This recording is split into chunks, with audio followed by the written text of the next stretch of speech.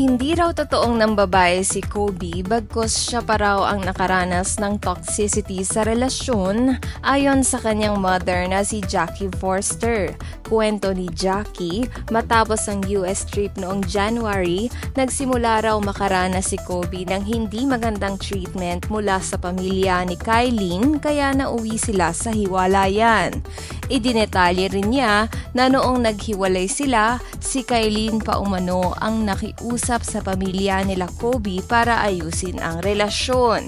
Ngunit habang nananahimik raw ang pamilya ni Jackie Forster, sunod-sunod daw ang mga cryptic posts mula sa kampo ni Kylene na nagdulot ng maling akusasyon laban kay Kobe.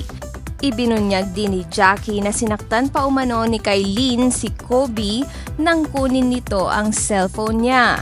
Nagbabala rin si Jackie na may hawak silang ebidensya sakaling kailanganin pang magsalita sa hinaharap.